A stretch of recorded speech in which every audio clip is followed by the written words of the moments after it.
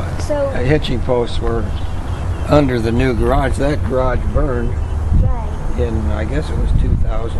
Yeah. And we rebuilt on the same footprint. It's the same size. The first carriage house we deduced was built, I think, about 27 from tax records. You can look at the old tax records, and it went up, I think, when he built that. You want to be in pictures? And there goes David off for the boffers. Oh, shut up. The other day, the point of blame was soon about the week. So we made the same footprint, but we made it taller. They let you make it taller then? It had a second floor, a half story up there, which we had a lot of stuff stored in, which burned down. Yeah. So now we have the hitching post, so we can hitch up our van whenever. That's right. Oh, it keeps from that. What happened to that truck? Yeah, that's happening. That's right. If you'd had hitching posts, that wouldn't have happened. Right. When we painted the house, you know, it was a long process of selecting colors. I must have bought 15 or 20 different pints of paint and painted portions of the garage in different combinations. Oh, really? A lot of different kinds. This is the way it came out. Well, then it was a question of how to distribute them on the peak, for instance. Which do you put in which color? Oh, okay. So because of the angle of the sun, the color's not going to come through well on the video. It's kind of a light green, kind of hinted with blue. Teal. Well, you see some red, and you see some of that sand color. The trim is in that red brick. There's two kinds of blue. See the light blue edge across there, and then the darker blue. But I sort of sketched that out with the watercolors to see how they go together.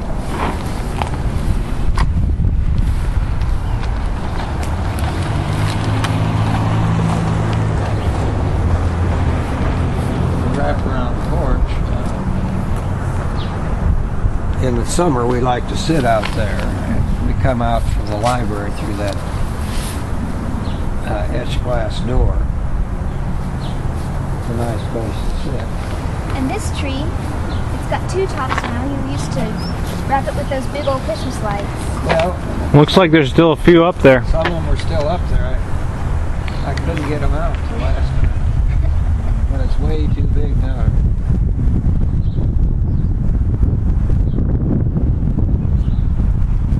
There were originally chimneys on both peaks, the north and the south peak.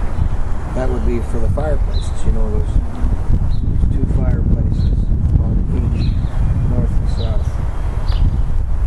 L there. But the chimneys have been taken down for a long time.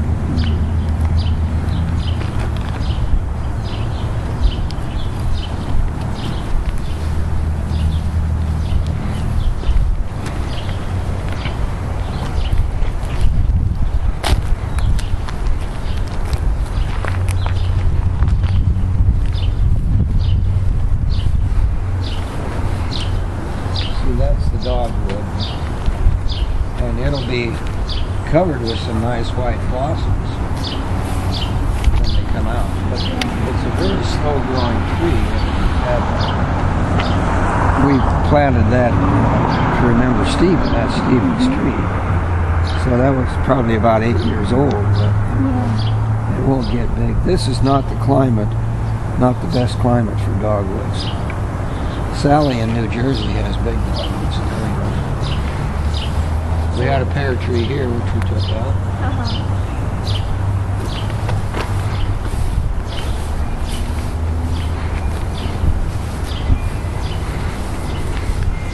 There used to be a fence around this part of the yard, right? Well, this used to be fenced. Because that was where you... And it was for the dog. The previous owner had a collie dog.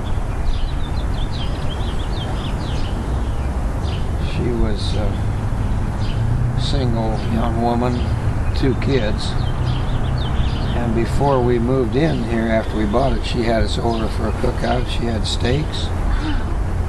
There was a steak left over about that big, and she just tossed it to the top. Goodness. You remember things like that. Yeah. When we took the pear tree out, I made this little garden. These stones, you see the stone path, there's a stone walk that goes all the way around from this door to the front. Oh, wow. It's pretty much covered over, but I dug them up. So where did they used to be? Well, they were along here. There'll still be some buried out there. Huh. Well, That's the drainage for the summer. I'm trying to put plantings around it. there you go. Yeah.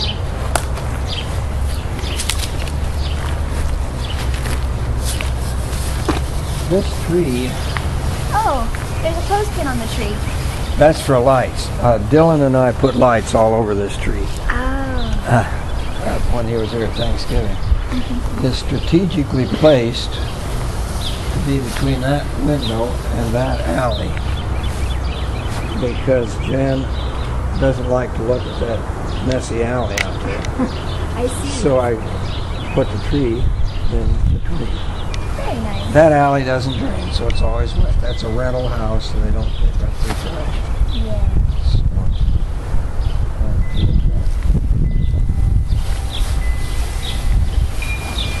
Another thing that we did, which I hadn't thought about, is put in that retaining wall.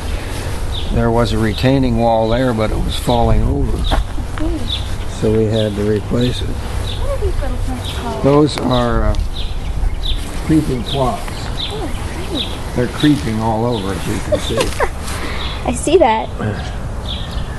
And they've much expanded from where I originally bought 3 or 4 plants. It's a butterfly bush, which I don't know. Be a lot of things coming here soon. Yeah. Poppies, these are poppies. These I've been cleaning up. The cedars have to be trimmed. This maiden grass has to be trimmed. I've got one of them trimmed. Got a nice walkway all the way around.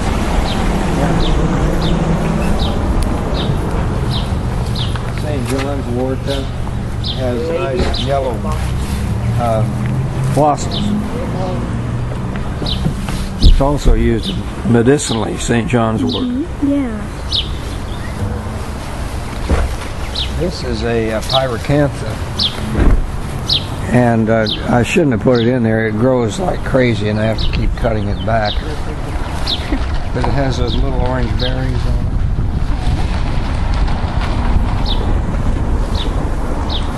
I've got this lilac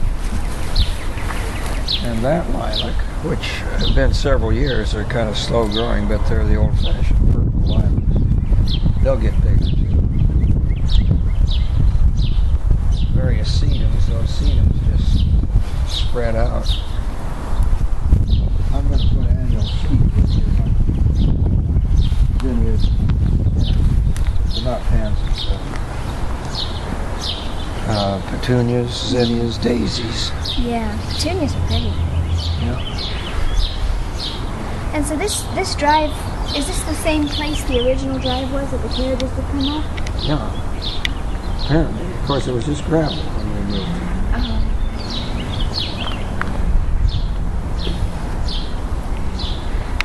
That basket is an 8-foot basket. I moved it down for the kids, I think. Yeah. Our sports writer made a suggestion that women's basketball play with a 9-foot basket instead of a 10. It didn't get much traction. People didn't like it. I think it's a good idea. Delay reaction. Getting my jacket's warmer than I thought. Nice. What's going on? I'm going to drive away in their car. The bonkers. Bonkers. Go bonk. Well, I'll play you ping pong when you're ready. Ooh. If you don't get bonked too hard.